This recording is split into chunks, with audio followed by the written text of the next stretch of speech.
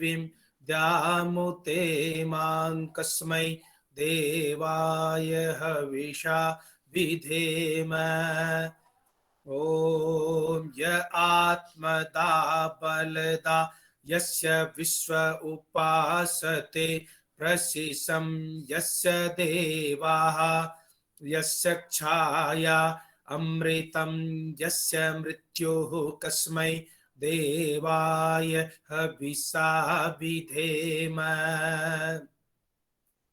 ॐ यः प्राणतो निमिषतो महित्वैक इद्राज जगतो बभूव। य ईशे अस्य द्विपदश्चतुष्पदः कस्मै देवाय हविषा विधेम।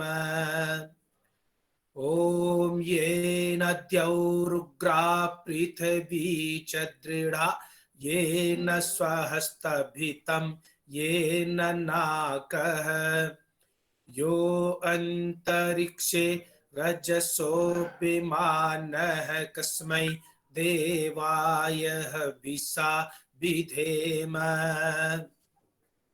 ॐ प्रजापते न त्वदेतान्यो विश्वा जातानि परिता बभूव। यत्कामास्ते जोहुमस्तन्नो अस्तु वयं श्याम पतयोरयीणाम्। ॐ स नो बन्धुर्जनिता सविधाता धामानि वेद भुवनानि विश्वा यत्र देवा अमृतमानसानास्तृतीये धामन्नध्यैरयन्त। ॐ अग्ने नय सुपथाराये अस्मान् विश्वानि देववयुना निविद्वान् युयोध्यस्मज्जुहुराणमेनो भूयिष्ठान्ते नम उक्तिं विधेम। ॐ शान्तिः शान्तिः शान्तिः।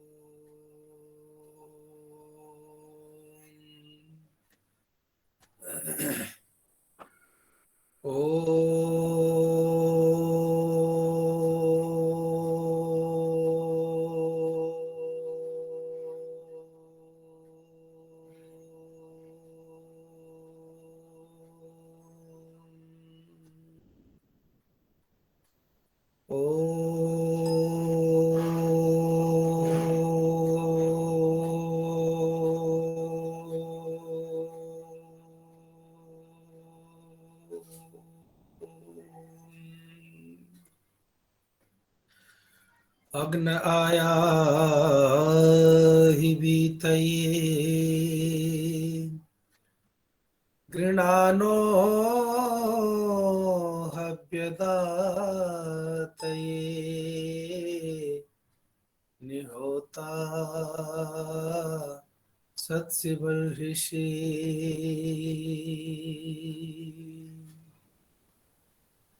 हे प्रभु हम तुम्हारे सदा दास हैं, भक्ति अमृत को पीने की ही प्यास है। हम तुम्हें छोड़कर और चाहे किसे, पत्ते पत्ते में तेरा ही आभास है। ओम शांति शांति शांति।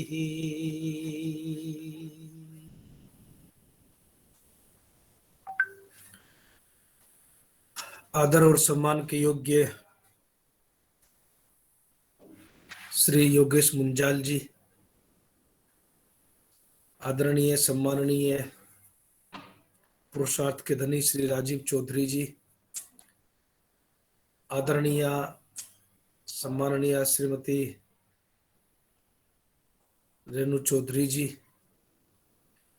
राज सरदाना जी, उषा बजाज जी जिन्होंने भजन और गीत रखे हैं, और सैकड़ों लोग इस माध्यम से जुड़े हुए हैं जो अपना अभिवादन, अपना स्नेह मुझ तक भेज रहे हैं।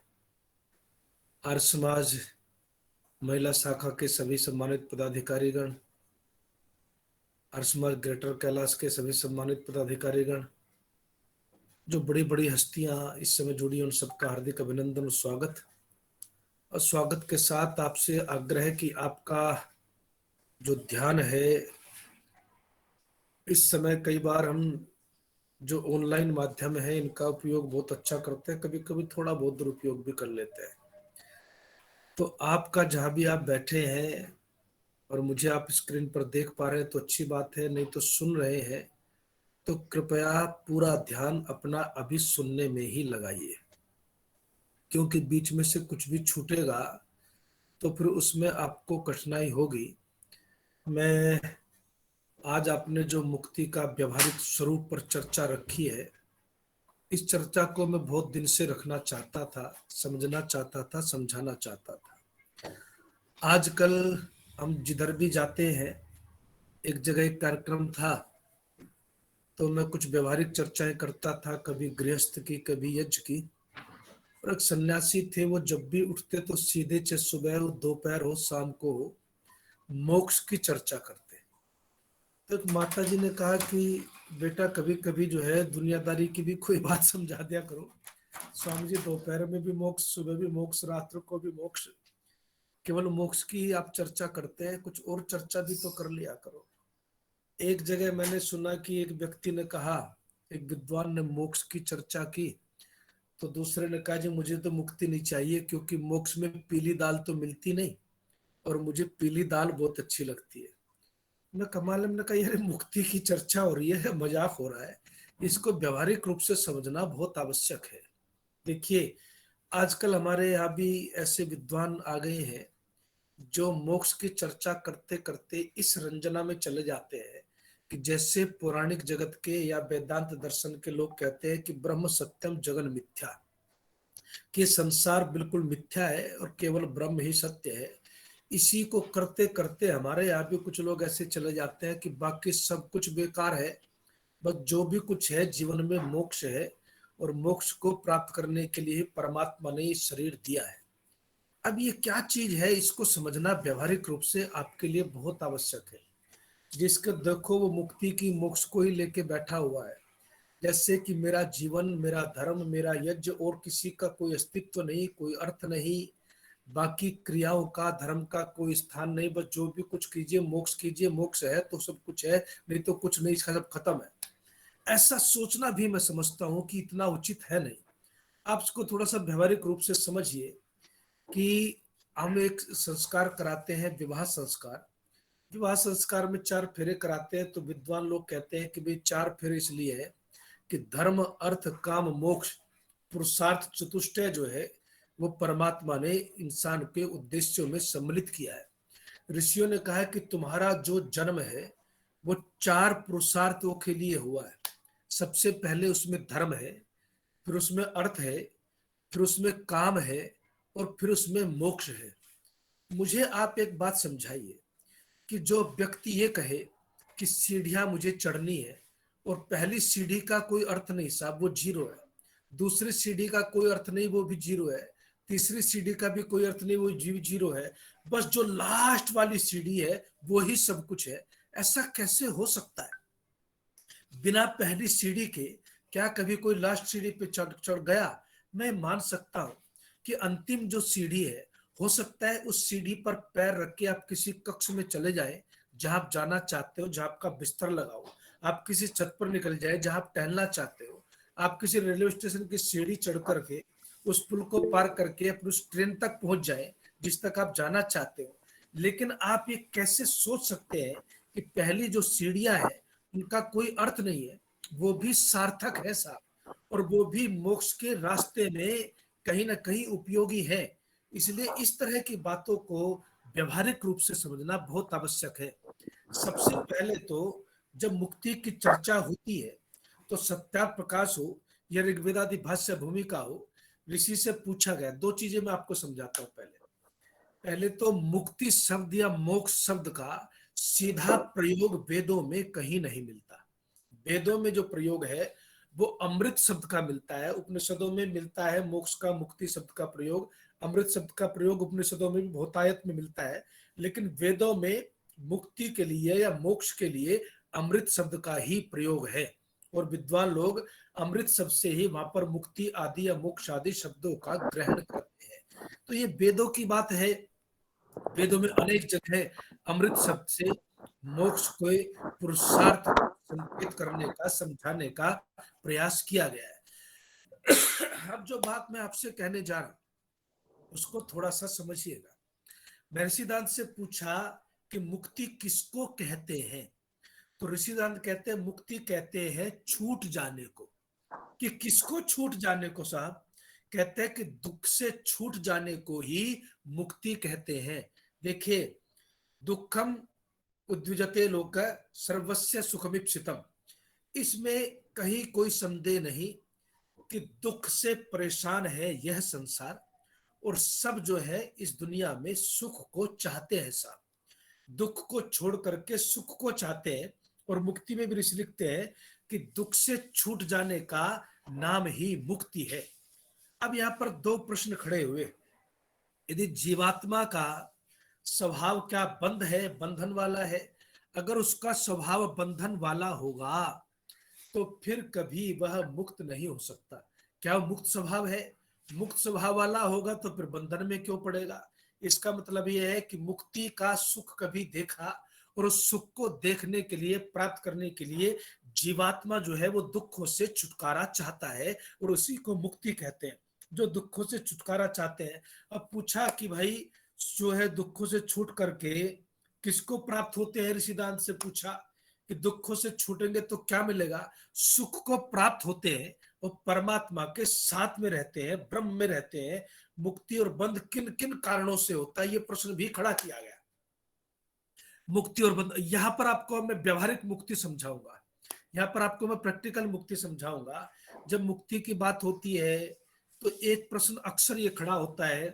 पौराणिक लोग कहते हैं कि जीवात्मा का अस्तित्व समाप्त हो गया, वो लय हो गई, और फिर एक बार मुक्ति हो गई तो वापस आता नहीं। लेकिन महर्षि दयानंद ने ऋग्वेद का प्रमाण देते हुए कहा कि ऐसा नहीं है। क्यों? क्योंकि इंसान का शरीर सीमित है, उसके द्वारा किए गए कर्म सीमित है, उन कर्मों की सामर्थ्य सीमित है, तो उसका फल भी एक सीमा तक ही मिल सकता है, अनंत मिल नहीं सकता। इसलिए ऋषिदान ने कहा कि 31 नील और 10 खरब और 10 अरब वर्षों तक, जिसको आप प्रांत काल कहते हैं, 10 अरब वर्षों तक जो है आत्मा मुक्ति में रहती है, और फिर से वह जन्म मरण के बंधन में फंस जाती है। अब प्रश्न खड़ा ये हुआ कि मुक्ति चाहिए नहीं साहब, पीली दाल चाहिए, तो क्या मोक्ष को हटा देना चाहिए पुरुषार्थ चतुष्टय में से? लोग कहते हैं, या जो लोग कहते हैं कि जो भी कुछ है मोक्ष है, बाकी सब निरर्थक सा लगता है, तो क्या केवल मोक्ष को रखे बाकी को हटा दिया जाए? मैं कहता हूं कि ऐसा नहीं है। एक बात आपको समझना है कि मोक्ष की चिंता ज्यादा करनी नहीं, मोक्ष की चिंता नहीं करनी आपको, मोक्ष तक जाने वाले रास्ते की चिंता करनी है साहब। मैं कहता हूं जो लोग कहते हैं मुक्ति नहीं चाहते, वो भी इस बात को समझिएगा। आप मुक्ति चाहो न चाहो, लेकिन मुक्ति के रास्ते पर चलिए तो जीवन सुखों से भरा होगा, नहीं तो जीवन में इतने कष्ट होंगे जिसकी आप कल्पना कर नहीं सकते। इसलिए कहते हैं कि मैं कहता हूं मुक्ति तो एक रास्ता है, रास्ता है, रास्ता ही मंजिल है साहब। रास्ते को अपना लिया तो मंजिल अपने आप आ गई। रास्ता सही नहीं चुना, रास्ता मार्ग सही नहीं चुना, तो मंजिल की चिंता करते रहिए, कुछ खास होने वाला है नहीं। तो मुक्ति का मार्ग जो है वो महत्वपूर्ण है। मुक्ति कितनी महत्वपूर्ण है ये आपको बाद में समझ में आएगा, लेकिन मेरे दृष्टि से मुक्ति का मार्ग महत्वपूर्ण है। और सिद्धांत से पूछा कि भाई किन किन कारणों से बंद होता है और किन किन कारणों से मुक्ति होती है। कमाल का उत्तर महर्षि दयानंद सरस्वती देते हैं, जरा दिल थाम करके सुनना आज की चर्चा को। कहते हैं कि परमेश्वर की आज्ञा पालने में और धर्म का आचरण करने में, और अविद्या, कुसंग, कुसंस्कार, दुर्व्यसनों को छोड़ने में, श्रेष्ठ आचरण करने में, स्तुति, प्रार्थना, उपासना करने से, न्याय पूर्वक आचरण करने से ऋषि दयानंद कहते हैं कि मुक्ति होती है। और इसके उलट जो है ऋषि कहते हैं कि बंद होता है। कमाल है साहब, ये तो सारा का सारा खेल जीवन के रहते हुए है। आप जीवन के बाद की चिंता में इतना पड़ गए कि बाद में मैं कहाँ रहूंगा, मुझे क्या परमात्मा का सानिध्य कैसे मिलेगा। ऋषि कहते हैं कि उसकी चिंता ज्यादा मत करो। मैं भी आपसे कहता हूं, महर्षि दयानंद सरस्वती ने भी एक शब्द जो है वो लिखा है सत्यार्थ प्रकाश में, जिसको वो जीवन मुक्त कहते हैं। जिसको जीवन मुक्त कहते हैं। जीवन मुक्त का मतलब होता है कि जीवन के रहते रहते, शरीर के रहते रहते हो सकता है ब्रह्म में जो आप रहते हैं वो आनंद आपको शरीर के रहते शायद ना मिले, लेकिन मैं कहता हूं शरीर के रहते रहते जीवन मुक्ति का आनंद आपने नहीं लिया तो मुक्ति की बात करना गुनाह जैसा है साहब। आप मुक्ति की बात तब कीजिए जब जीवन मुक्ति को आपने समझ लिया हो, जब जीवन में मुक्ति का सुख आपने ले लिया हो। ऋषि दयानंद भी जीवन मुक्ति की बात करते हैं, सत्यार्थ प्रकाश में भी करते हैं। और मैं भी आपको ये समझाना चाहता हूं कि विद्या को पढ़ने पढ़ाने में, धर्म का पालन करने में, परोपकार में, इन सब चीजों के लिए तो जो सुख मिलता है वो शरीर से ही करते हैं, और शरीर के माध्यम से आत्मा तक वह सुख पहुंचता है। और धीरे धीरे जब इस सुख को आप बढ़ाते जाते हैं तो फिर कहते हैं कि जीवन रहते हुए मुक्ति का सुख आपको मिलने लगता है। जीवन मुक्ति किसको कहते हैं, इसको अध्यात्म उपनिषद के सरल शब्दों में मैं आपको समझाता हूं, फिर आपको धीरे धीरे इसको और आगे लेकर के चलूंगा। क्या कहते, साधु भी पूज्यमानेस्मिन् पीड्यमाने पिदुर्जनै समभावो भवेद यस्य सह जीवन मुक्त उच्यते। यहाँ पर जो है अध्यात्म क्लियर कर दिया मैंने, स्पष्ट खोल दी बात कि व्यवहारिक मुक्ति क्या है, उसको समझिएगा जा। क्या कहते हैं, कहते हैं कि साधु भी पूज्यमाने भी, जब सारी दुनिया में आपका सम्मान हो रहा हो, बड़े बड़े साधु विद्वान, बड़े बड़े जो है बुद्धिमान आपका सम्मान कर रहे हो, उस सम्मान के समय में भी आप क्या करें जी, उस सम्मान के समय में भी ज्यादा उड़िए मत, ज्यादा उछलिए मत, ज्यादा जो है हवा में तैरिए मत। ये कह रहा है, ये कहता है ऋषि। इसको कहते हैं मुक्ति। कहते हैं कि जब तुम लोगों का सम्मान बहुत हो रहा है, बड़े बड़े लोग भी तुम्हारा सम्मान करते हैं, उस समय में भी तुम जो है ज्यादा उड़ो मत। आपने सुना है ना कि भाई सम्मान को हजम करना, सम्मान को, प्रशंसा को सहन करना भी आसान नहीं होता। कई बार व्यक्ति सम्मान प्राप्त करके बहुत अहंकार में आ जाता है और ये सोचने लगता है, ओ हो, आजकल तो मेरे बराबर कोई है ही नहीं साहब, जो कुछ हूं मैं ही हूं। और ये जो भाव है ये जल्दी से इंसान का पीछा छोड़ता नहीं है। और ये जैसे जैसे सम्मान बढ़ता है, सबसे बड़ी जो बात है वो इस दुनिया के अंदर वो सम्मान की ही है साहब। इंसान सारी लड़ाई, इसका मतलब ये, मैं ये नहीं कह रहा कि आप सम्मान को प्राप्त करने की इच्छा छोड़ दीजिए, मैं तो ऐसा नहीं कहता। मैं तो जो बात कह रहा हूँ वो दूसरी कह रहा हूँ, वो उससे बड़ी बात कह रहा हूँ। सम्मान प्राप्त करने की इच्छा छोड़ना भी बहुत बड़ी बात है, मुक्ति है साहब। लेकिन उसको अभी आगे समझाऊंगा। अभी तो मैं उससे बड़ी बात जो समझा रहा हूं, उस बड़ी बात को आपको समझना है।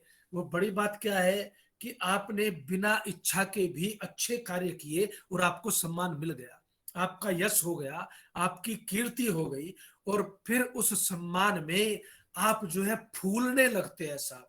आपके पैर जमीन छोड़ने लगते हैं, आप हवा में उड़ने लगते हैं और ये सोचने लगते हैं कि शायद मेरे जैसा तो कोई है ही नहीं। तो फिर समझना कि आप जो है बंधन में पड़ गए, आप जकड़े गए साहब।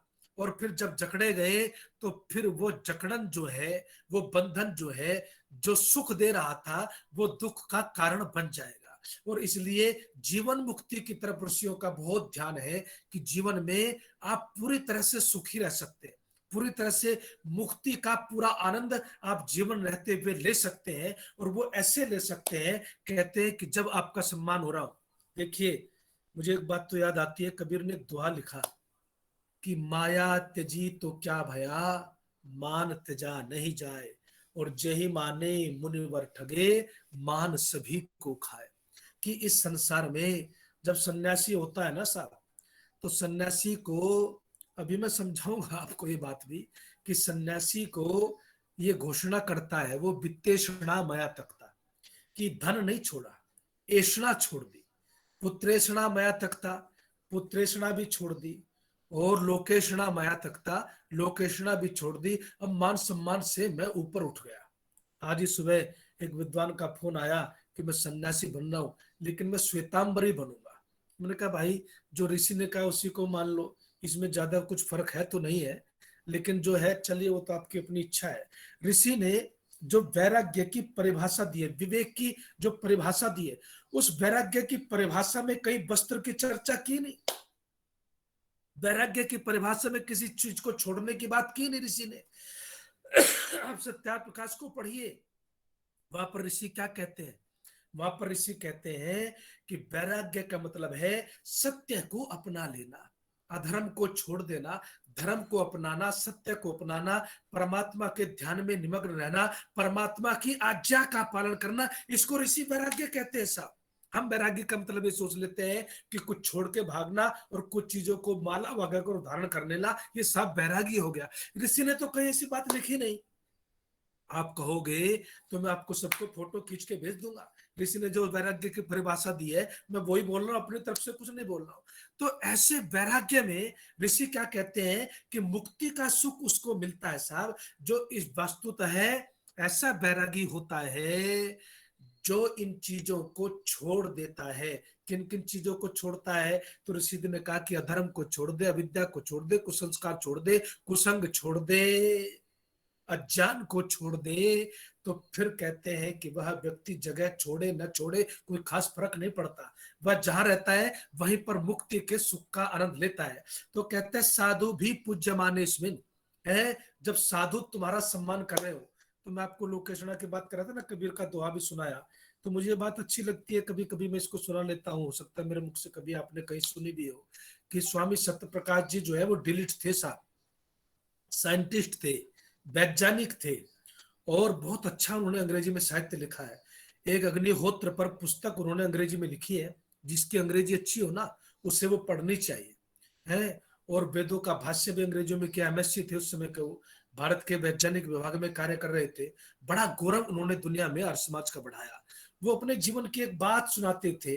वो कहते थे कि भाई कोठी बेच दी तो कोई ऐसी बात नहीं, कुछ पैसा हर समाज को दे दिया, कुछ बच्चों को दे दिया, बांट बूट दिया, झंझट खत्म किया। पत्नी जो है वो बच्चों के पास अमेरिका में चली गई, कभी फोन आ जाता है तो ठीक है, नहीं आता है तब भी मुझे कोई खास परेशानी नहीं। बच्चों से बात हो गई तो ठीक, ना हो गई तो ठीक, इधर उधर सब ठीक चल रहा है। लेकिन एक बीमारी जो है वो आज भी, सन्यासी होने के बाद भी, और रंग कपड़े बदलने के बाद भी, वस्त्र परिवर्तन करने के बाद भी, घर छोड़ने के बाद भी, धन छोड़ने के बाद भी पीछा नहीं छोड़ रही साहब। वो कहते हैं कौन सी स्वामी जी, कहते हैं कि जब कोई आता है और ये कहता है स्वामी जी आप तो अच्छा बोलते हैं, लेकिन फला विद्वान आया था आज, वो आपसे भी बढ़िया बोल करके गया। कहने लगे बस तब कुछ बीमारी होने लगती है। ये बीमारी जो लोकेशना की, ये पीछा नहीं छोड़ती है। लेकिन कमाल ऐसा, जीवन में मुक्ति का सुख, व्यवहारिक जीवन में मुक्ति को समझिए, उस मुक्ति की चिंता छोड़ दे, मुझे उसका कोई अनुभव नहीं है, मैंने तो वो रटी रटाई बातें आपको कह दी। लेकिन जीवन मुक्ति का जो थोड़ा बहुत अनुभव मेरे पास है, जो व्यवहारिक मुक्ति है, और उसके बिना मैं लिख के दे सकता हूं आपको। अगर आपने जीवन में मुक्ति का सुख नहीं मिला तो मोक्ष कभी मिलेगा नहीं, चाहे आप कितने भी भाषण सुनिए, कितने भी दर्शन पढ़िए। जीवन में मुक्ति का सुख पहले प्राप्त कीजिए, तो फिर मुक्ति की बात कीजिए, तभी मुक्ति मिलेगी।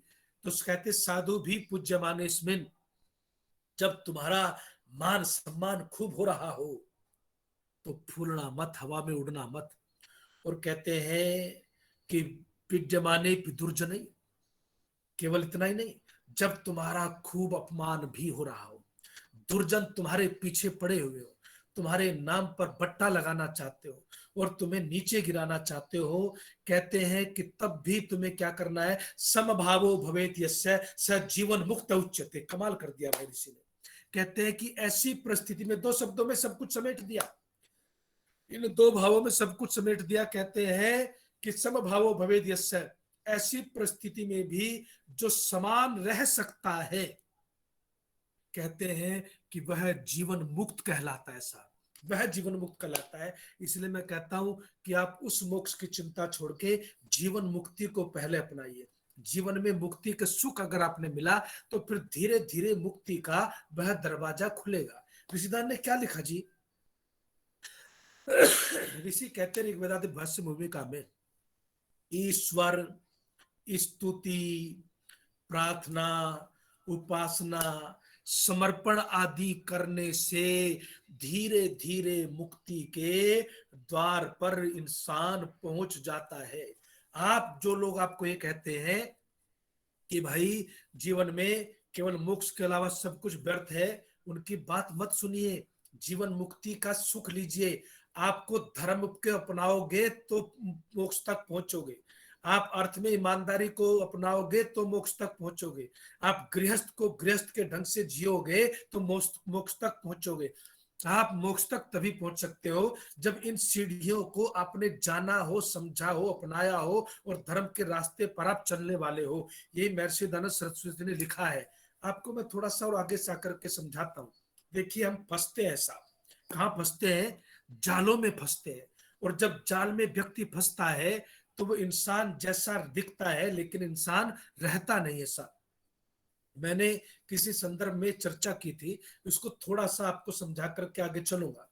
जैसे कि एक शेर जो है वो पिंजरे में बंद है, और जब शेर पिंजरे में बंद है ना, तो पिंजरे में बंद शेर जो है उसको छोटे छोटे लोग भी मजाक उड़ाते हैं और उसको जो है पिद्दी सा आदमी नचाता है।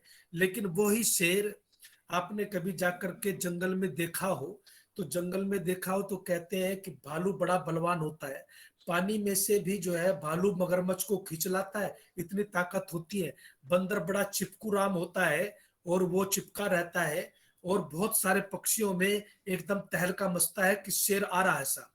और शेर जब वहां जाता है तो शेर जब दहाड़ता है ना, तो जब दहाड़ मारता है तो कहते हैं कि पेड़ पर जो चिपका हुआ बंदर है, पेड़ पर जो रीछ चढ़ा हुआ है, दूसरे लोग जो जानवर छिपे हुए, वो पके हुए फल की तरह से नीचे गिरते हैं। इतनी ताकत तो उसकी दहाड़ मात्र में होती है, इतनी उसकी ध्वनि होती है। और महर्षि दयानंद भी आप जानते हैं ना, सिंह गर्जना करनी जानते थे। जब भालू जो है जंगल में ऋषिदांत को मिल गया तो उन्होंने डंडा निकाल करके सिंह गर्जना की, तो भालू जो है वहां से तुरंत भाग गया। तो शेर की दाढ़ में इतनी ताकत होती है, लेकिन किसकी दाढ़ में? जो जंगल में आजाद घूम रहा शेर होता है। और जो जो पिंजरे में बंद शेर होता है साहब, वो उसके क्यों नहीं होता?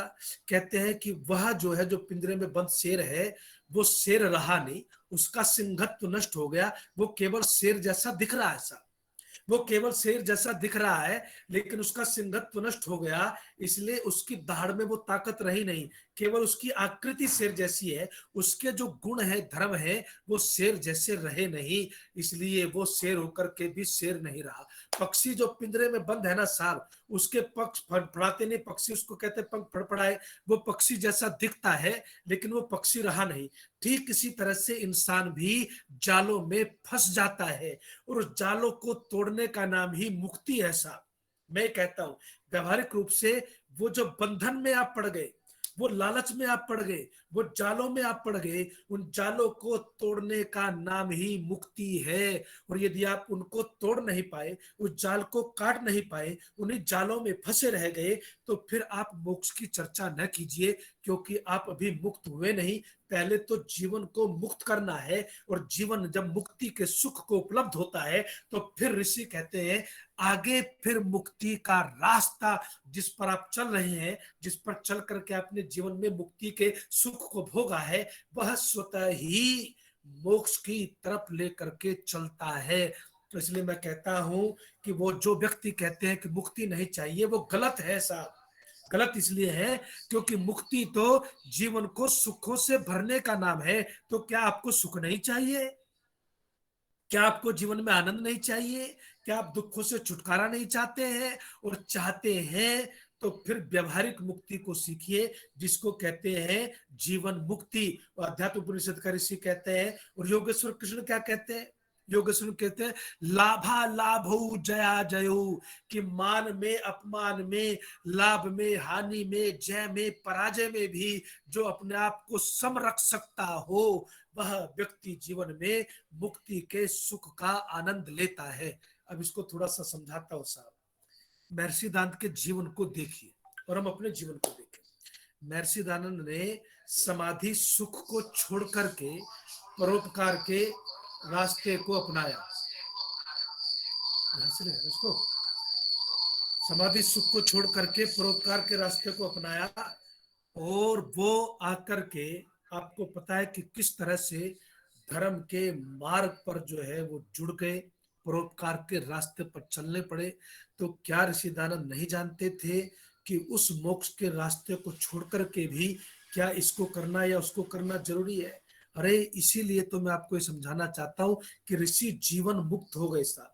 कोई अपमान ऐसा था नहीं जो ऋषि को हिला सका, कोई सम्मान ऐसा था नहीं जो ऋषि को भरगला सका। ऋषि सही अर्थों में ऐसे त्यागी पुरुष थे, ऐसे वैरागी पुरुष थे और ऐसे महामना थे कि गदगद हो जाता है साहब। इसको जीवन मुक्ति कहते हैं। आपको एक सरल उदाहरण सुनाता हूं। देखिए कि ऋषि को एक साधु था गंगा दास। गंगा दास जो है वो स्वामी जी के पास लोग आते थे और आकर के उनको फल देते थे, आकर के उनको जो है दूसरी चीजें देते थे, मिठाइयाँ लाते थे। ये परंपरा रही है सर। ये परंपरा रही है कि आश्रमों में जाओ, आचार्यों के पास जाओ, साधुओं के पास जाओ या रिश्तेदारी में जाओ तो खाली हाथ नहीं जाते, कुछ ना कुछ लेकर के जाते। अब स्वामी जी का ऐसा अभ्यास था कि जो भी आता था उसको जो है वही प्रसाद के रूप में बांट देते थे। मान लीजिए कोई आया, कोई कुछ कम लाया, कोई कुछ ज्यादा लाया, किसी के साथ 4 आदमी आ गए तो स्वामी ने वही फल उठाए सबको बांट दिए। और गंगा दास जो है उसका नियम था स्वामी जी को गालियां देना, और गाली देता था। और गाली भी एक से एक अभ्यास था उसको गाली देने का, तो गाली देता रहता था और गाली देते हुए स्वामी जी को पूरी तरह से अपमानित करने की कोशिश करता था। लेकिन स्वामी जी थे कि उन पर कोई असर गाली का होता नहीं। महात्मा बुद्ध ने भी एक जगह एक बात कही, ददत गाली गालीवंतो भवंत। जो कोई आपको गाली देता है उसको आप ये कहिए कि आप बहुत महान है। आप वो दे रहे हैं जो आपके पास है, और वो आप वो दे रहे हैं जो आपके पास है, और इससे कोई ले नहीं सकता। आपके इस धन को कोई ले नहीं सकता, इसलिए ये आपके पास वापस आ जाता है। इस सिद्धांत को समझते थे महर्षि दानव सरस्वती, और इसलिए उन्होंने उसका कभी कोई बुरा नहीं माना। लेकिन एक घटना घट गई एक दिन कि स्वामी जी के पास बहुत सारे फल बच गए, और स्वामी जी ने कहा अरे भैया किसी को भेजा कि जाओ गंगा दास से कहो कि आकर के फल ले ले। तो उसने कहा अरे तुझे गलती लगी होगी, मैं भला स्वामी जी से कैसे फल लूंगा, मुझे वो कहाँ फल देंगे, मैं तो उनको रात दिन जो है केवल गालियां देता हूँ। कहने लगे नहीं नहीं तुम्हें बुलाया, और कहने लगे कि नहीं मैं नहीं जाता। स्वामी जी ने कहा जाओ ये फल गंगा दास को दे दो। गंगा दास ने भी भूख लगी थी तो फल अच्छे से खाए। दूसरे दिन तीसरे दिन कई दिनों तक ये सिलसिला चलता रहा साहब। और जब कई दिनों तक ये सिलसिला चलता रहा तो उस समय गंगा दास जो है वो बड़ा प्रभावित हो गया। कमाल है, जिस व्यक्ति को मैं गालियां दे रहा हूं वो मिठाई खिला रहा है, वो फल खिला रहा है। ऐसा भी कोई व्यक्ति होता है क्या? ऐसा भी कोई आदमी संसार में होता है क्या? गंगा दास स्वामी जी के पास गया और जाकर के स्वामी जी के चरण छू करके कहने लगा मैंने आपका कितना अपमान किया, आप कैसे व्यक्ति हैं, आप कैसे व्यक्ति हैं कि गाली देने वाले को फल और मिठाई खिला रहे हैं।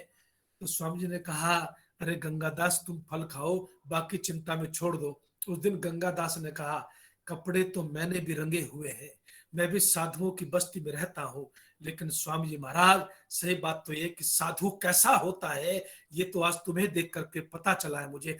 ऐसा जो जीवन है उसको जीवन मुक्ति कहते हैं। और आपके मन में अभी क्रोध छूटा नहीं साहब, अभी ईर्ष्या छूटी नहीं आपके जीवन से, और आप जो है केवल मोक्ष की चर्चा में निमग्न रहे। तो मैं कहता हूं पहले व्यवहारिक मुक्ति को जीवन के अंदर लेकर के आइए। पहले जीवन को आप इन इन बवालों से छुड़ाइए जिनको आप आध्यात्मिक रोग कहते हैं। देखिए एक बात आपको और समझाऊं, आपको समझ में आएगी।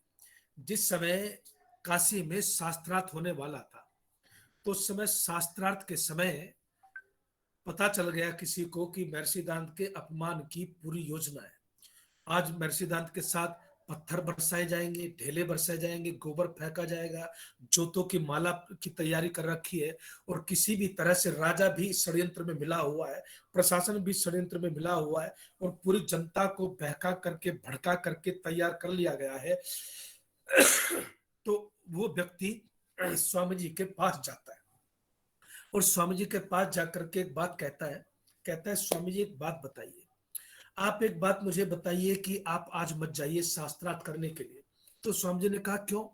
कह लगे कि आप आज शास्त्रार्थ करने के लिए जाएंगे तो आज आपका साथ कुछ भी हो सकता है, और उधर तो इतनी भीड़ है, इतने 25 तो विद्वान ही है जो आपके साथ शास्त्रार्थ करने वाले हैं, और ऊपर से इतने लाखों लोगों की भीड़ है, इतना भारी षड्यंत्र है, आपकी जान को भी खतरा हो सकता है, स्वामी जी आपके साथ कौन है? आहा, कमाल कर दिया स्वामी जी ने। कल श्रद्धा पे बोला था ना, बस उसी को जरा याद कर लेना। उस समय स्वामी जी क्या कहते हैं आपको पता है? स्वामी जी कहते हैं, तुम क्यों चिंता करते हो, मेरे साथ कोई हो ना हो, लेकिन मेरा सबसे बड़ा सखा, मेरा सबसे बड़ा मित्र परमपिता परमात्मा मेरे साथ है साहब। परमपिता परमात्मा मेरे साथ है। और फिर शास्त्रार्थ हुआ। शास्त्रार्थ की उस घटना को आप सब जानते हैं। आनंद बाग में आर्य समाज ने भी वो ऐतिहासिक सम्मेलन भी किया, मनाया। और उस आनंद बाग में मैं भी गया हूँ, जाकर के वहां पर मैं घंटों बैठा रहा, उस फीलिंग को, अनुभूति को करने का मन में जो है एक थोड़ा सा विचार किया कि क्या उस समय आनंद बाग का ये दृश्य रहा होगा। तो आनंद बाग में जब विद्वानों की कुछ चली नहीं तो षड्यंत्र चला साहब। और षड्यंत्र में जूते फेंके गए, चप्पलें फेंकी गई, पत्थर फेंके गए, गालियां दी गई, और जो कुछ किया जा सकता था वो सब कुछ किया गया। और उसके बाद महर्षि दयानंद सरस्वती जो है वो बिल्कुल अविचलित रहे, और शाम को वो फिर से उस बाग में टहल रहे हैं। भीड़ चली जाती है, शाम को बाग में टहल रहे हैं, तो उनका एक मित्र था कैलाश पर्वत। और कैलाश पर्वत जो है वो स्वामी जी का बाद में फिर विरोधी बन गया, पुस्तकें भी लिखी, लेकिन उस समय वो बड़ा भक्त था, स्वामी जी से बड़ा प्रभावित था। कैलाश पर्वत ने सोचा आज तो ऋषि दयानंद को नींद नहीं आएगी, आज तो इतनी बेइज्जती हुई है, इतनी गालियां दी गई है, इतना अपमान हुआ, इतने पत्थर फेंके गए, मुंह छिपाता घूम रहा होगा कहीं, और ऐसे में दोस्त के साथ दोस्त को जाना चाहिए, मित्र के साथ मित्र को जाना चाहिए। और इसी भावना को लेकर के कैलाश पर्वत जो है वो वहां बाग में जाता है साहब। और बाग में जाकर के कैलाश पर्वत जो है क्या देखता है, करे कमाल है, दूर से देखता है कि महर्षि स्वामी दयानंद सरस्वती जो है वो बाग में टहल रहे हैं। और बाग में टहल रहे हैं तो टहलते हुए इधर से उधर जब घूमते हैं, इधर से उधर जब जाते हैं, तो बड़े कोई कोई श्लोक गुनगुना रहे हैं। ऋषिदान संस्कृत के मीठी आवाज थी, श्लोक भी बड़ा अच्छा गाते थे, कि कुछ लोग गुनगुना रहे हैं, उसका उच्चारण कर रहे हैं। और उच्चारण करते हुए स्वामी जी जो है बड़े मस्ती में लग रहे हैं, कोई चिंता नहीं, कोई परेशानी नहीं, बिल्कुल जैसे निर्लिप्त भाव से कोई घटना घटी नहीं। बहुत दूर तक से खड़ा हुआ कैलाश पर्वत जो है उनको देख रहा है, और देख करके बड़ी देर तक देखता रहा, फिर सोचा कि महर्षि दयानंद ये कहीं और है। और फिर कैलाश पर्वत दौड़ करके जाता है, और जाकर के महर्षि दयानंद सरस्वती को जाकर के देखता है, कमाल है, बड़ा सन्न रह जाता है साहब। अरे, जिसका इतना अपमान हुआ, जिसकी उतनी गालियां पड़ी, जिसकी इतनी बेइज्जती हुई, काशी काली में सब घर घर जो है थू थू की लोगों ने, और इतना सब कुछ हुआ, वह व्यक्ति इतना निर्विकार है, इतना निश्चिंत होकर के जो है वो गा रहे हैं, और परमात्मा की स्तुति में लगा हुआ है जैसे कोई घटना हुई नहीं। उस समय कैलाश पर्वत कहते हैं, दयानंद मैं तो ये सोच करके आया था कि तुम किसी कोने में मुंह छिपा करके रो रहे होगे, मैं तो ये विचार करके आया था कि तुम किसी कोने में छुपे बैठे होगे और ये ढूंढ रहे होगे कि कोई तो आए मेरे आंसू पूछे, मैं तो ये सोच करके आया था कि आज अपने मित्र के आंसू पूछूंगा, लेकिन तुम क्या हो? अरे, तुम्हारे जैसा भी कोई हो सकता है क्या? उस समय कैलाश पर्वत कहता है कि मैंने सारे जीवन साधुओं के बीच में रहा, मैं खुद साधु हूं, मैंने वस्त्र पहने हुए हैं साधुओं के, लेकिन मैंने तुम्हारे जैसा साधु नहीं देखा, मुझे भी अपने पैरों को छूने की अनुमति दे दो कि मैं भी सही अर्थों में साधु बन जाऊं। अरे, इसको मुक्ति कहते हैं साहब। वो मोक्ष भी ऐसे लोगों को ही मिलता है जो जीवन में मुक्ति के सुख को प्राप्त कर लेते हैं। और यदि आपने इसको प्राप्त नहीं किया, आप जाल में फंसे रह गए, तो जाल में फंसे हुए आप इंसान जैसे दिखोगे, इंसान हो नहीं। उस जाल को काटने का नाम ही मुक्ति है, व्यवहारिक मुक्ति है। और वो जाल क्या है? कोई ईर्ष्या में फंसा है साहब, कोई द्वेष में फंसा हुआ है, कोई क्रोध में फंसा हुआ है, कोई लोभ में फंसा हुआ है, कोई कहीं फंसा हुआ है। और जब इन फंसने को, इस बंधन को काटना शुरू कर देते हो, तो फिर कहते हैं, फिर जीवन में मुक्ति का सुख मिलता है। और इसी क्या कहते हैं, जो यज्ञ करते हो ना, इसको उनको काटने की ये यज्ञ जो है कैची है। जो संध्या करते हो, इन बंधनों को काटने की ये कैची है। जो आप उपासना करते हो, इन बंधनों को काटने की कैची है। जो स्तुति करते हो, जो प्रार्थना करते हो, ये कैची है जो इन बंधनों को काटेगी। और जैसे जैसे बंधन कटते जाएंगे, वैसे जैसे जीवन में मुक्ति का सुख आपको मिलेगा। आपको एक बात समझाता हूँ, मोटा मोटा सरल करके समझाता हूँ। देखिए, अगर व्यक्ति मान लीजिए लोभा पापस्य बीजोयम, कोई व्यक्ति लोभ के जाल में फंस गया। 8 प्रकार के जाल बताए शास्त्रकार ने। जैसे शेर जाल में फंस के शेर नहीं रहा ना, ऐसे हम भी जाल में फंस के इंसान नहीं। तो उन 8 प्रकार के जालों की चर्चा करते हुए मोटा मोटा आपको समझाता हूँ कि जैसे इंसान जो है, मान लीजिए वो लोभ में फंस गया, तो कहते हैं अर्थातुराणाम न गुरु न बंधु। कहते हैं कि वह व्यक्ति बंधन में पड़ेगा और दुख भोगेगा। क्यों?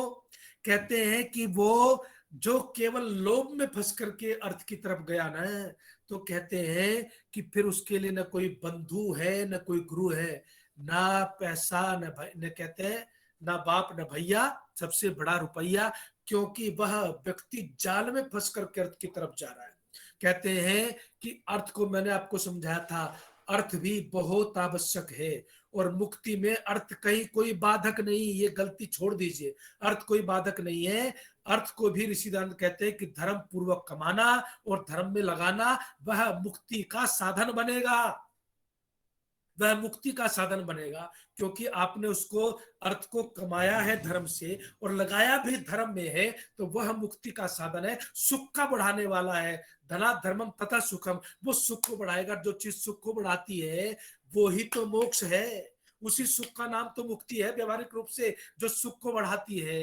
यज्ञ सुख को बढ़ाता है साहब, संध्या सुख को बढ़ाती है, और धन भी धर्म में लग करके सुख को बढ़ाता है। इसलिए उतना ही महत्वपूर्ण धर्म भी है, धन भी है, जितना महत्वपूर्ण मोक्ष है, याद रखना। क्योंकि वह मोक्ष के दरवाजे को खटखटाएगा।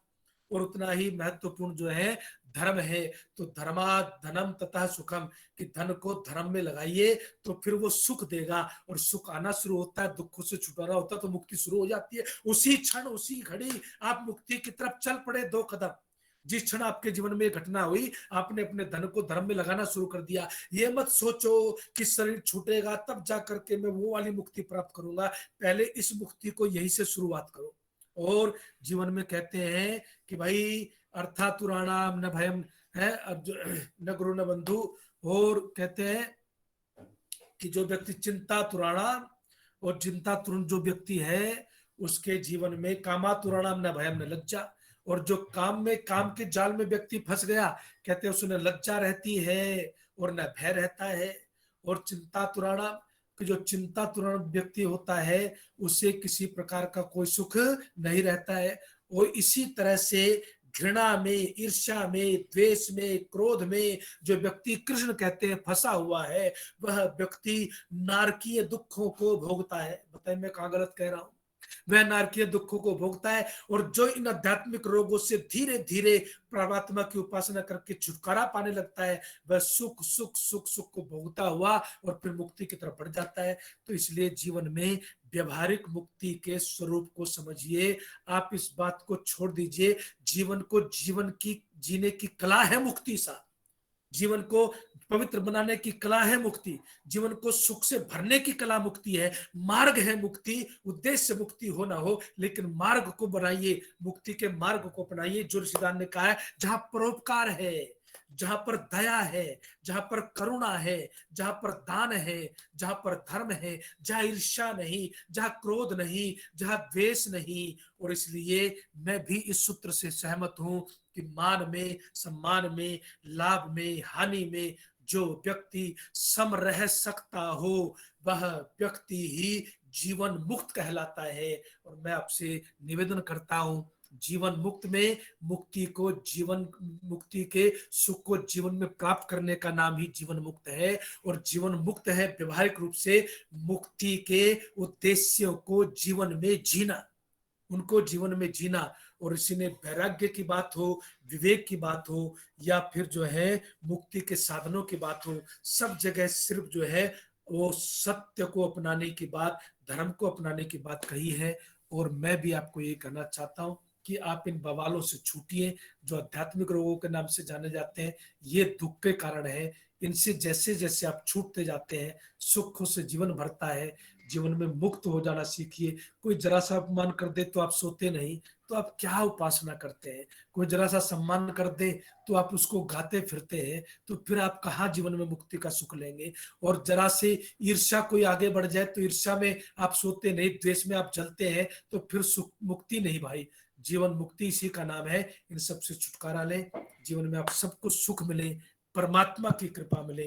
इन्हीं शब्दों के साथ बहुत सारे लोग जो जुड़े हुए हैं सबका बहुत ऐसे बहुत अभिनंदन करता हूँ, वंदन करता हूँ। और आपको भी ये करता हूँ, उस मोक्ष की चिंता छोड़ के मुक्ति के मार्ग पर चलिए और जीवन में मुक्ति के सुख को लीजिए। अरे इसी जीवन में मुक्ति का आनंद लीजिए।